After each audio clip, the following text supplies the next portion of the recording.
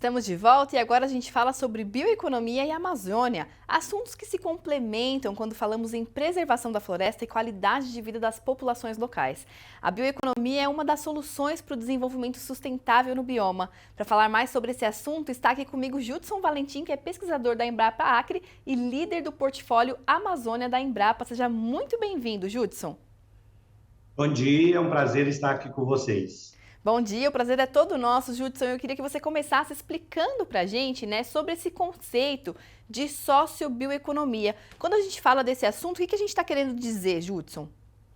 Olha, na realidade, as populações da Amazônia já praticam a bioeconomia há mais de 10 mil anos na Amazônia, né? São populações que influenciaram fortemente o tipo de floresta que nós temos na Amazônia. Então, as castanheiras, as seringueiras, o cacau, todas essas espécies nativas vêm sendo manejadas por essas populações há mais de 10 mil anos.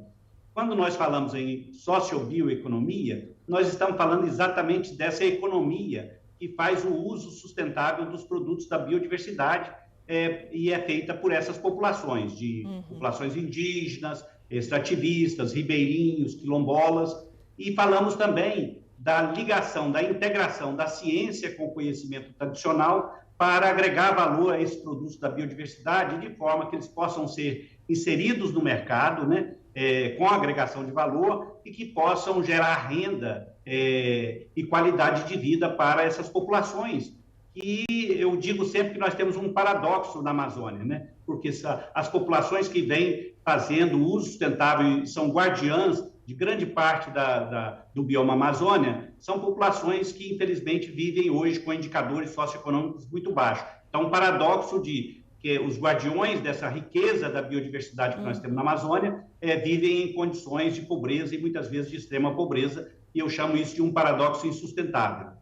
Com certeza é um paradoxo mesmo, né? Ainda mais se a gente pensar nos serviços ecossistêmicos que contribuem para a qualidade de vida de todo o resto do mundo, né? Qualidade da água, do ar, enfim, de todos esses serviços ecossistêmicos que são prestados aí pela nossa floresta preservada. E aí eu queria falar um pouquinho também com você, Judson, que essa bioeconomia, como você bem falou, ela tem relação direta, né, com o desenvolvimento ambiental, social e também econômico e inclusão dessas populações todas. Qual que é o caminho para a gente promover, então, essa sociobioeconomia, fazer ela acontecer na prática, Judson? Olha, eu só queria ressaltar um aspecto que você falou muito importante com relação à provisão dos serviços ambientais, porque grande parte da agricultura brasileira e da agricultura do Cone Sul do Brasil depende das chuvas que são produzidas, né, na Amazônia. São os rios voadores que carregam essa umidade que vai se transformar em chuva e que permite, por exemplo, que no centro-oeste e no sudeste e sul do Brasil nós sejamos o único país tropical do mundo. Nós conseguimos fazer 2 safras, né, na mesma área, sem necessidade de irrigação, né? Então, o caminho para que essas populações, a sociobioeconomia possa ajudar a fazer a inserção produtiva dessas populações é você agregar valor. Por exemplo, vou dar um exemplo.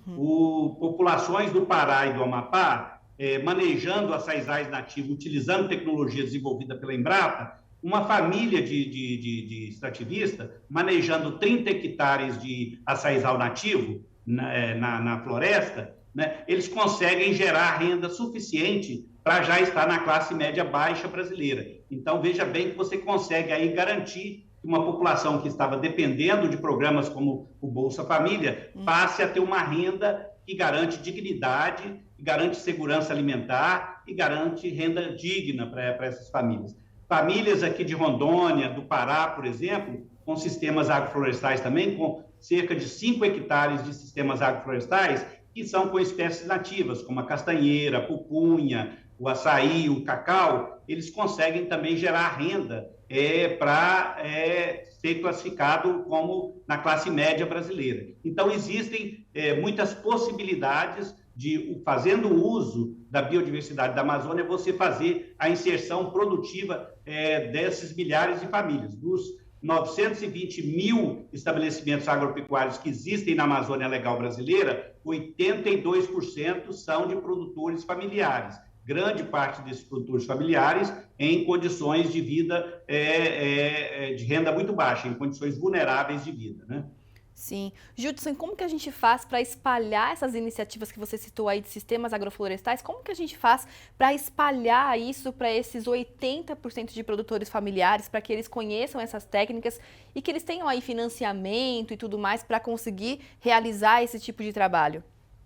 Olha, esse é um grande desafio, né? A maior parte desses produtores, menos de 10%, tem acesso à assistência técnica, e como a Amazônia é uma região muito grande, com condições de tráfego precárias, nós temos que pensar em outros modelos de assistência técnica. Não podemos pensar na assistência técnica convencional, com um técnico da cidade indo a campo, porque em muitos lugares das reservas extrativistas, por exemplo, você não tem nem estrada. Então, nós temos que pensar em capacitação, formação de agentes multiplicadores comunitários, que vivem nessas comunidades, entendem a vida dessa comunidade. Nós temos que fazer ajuste também nas linhas de crédito para que o prazo de carência seja adequado, porque muitos desses sistemas agroflorestais, eles têm um tempo um ciclo de crescimento mais longo do que as culturas anuais, são espécies perenes na sua maioria. Então, precisa de ajuste nas linhas de crédito também, para que esses produtores consigam acessar essas linhas de crédito de forma adequada.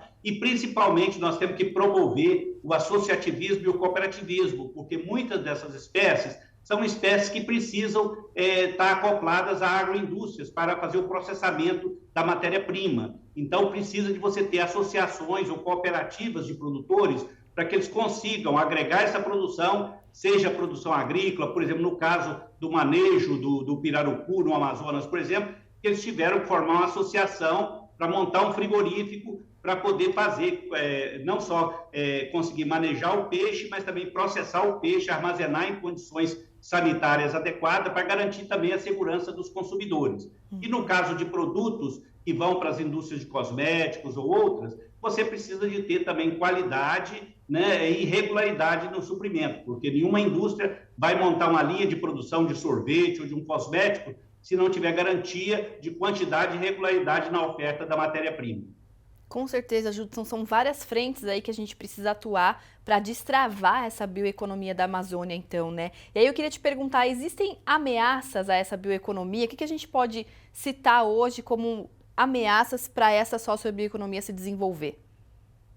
Olha, eu diria que existem muitos desafios, né? Eu já apontei os desafios. Você precisa de assistência técnica, ajuste no crédito, você precisa de capacitar essas populações para o cooperativismo, que muitas vezes eles não têm essa tradição. E a ameaça nós temos que ser bem ativos nesse processo, porque muitos desses recursos eles podem ser domesticados e ser produzidos em outros lugares. Nós já temos o exemplo, por exemplo, da seringueira, que foi levada pelos ingleses no passado e foi plantada na Ásia, e o Brasil perdeu o protagonismo. O cacau, que é nativo da Amazônia, que hoje a Costa do Marfim é o maior produtor. Então, nós temos que ser ágeis, porque senão nós criamos um mercado como o do açaí, por exemplo, e depois outras pessoas podem se apropriar desse mercado se nós não tivermos agilidade para prover o suprimento de matéria-prima em quantidade, qualidade e regularidade,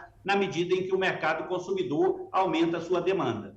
É isso, Judson. Bora aproveitar essas oportunidades para não perder, né? Muito obrigada pela sua participação aqui com a gente mais uma vez. É um prazer estar com vocês. Prazer é todo nosso, Judson. Bom dia e bom trabalho para vocês aí na Embrapa do Acre. Planeta Campo. Patrocínio JBS. Alimentar a mudança é o nosso compromisso. UPL. Apoio SLC Agrícola. Produzindo com eficiência e sustentabilidade.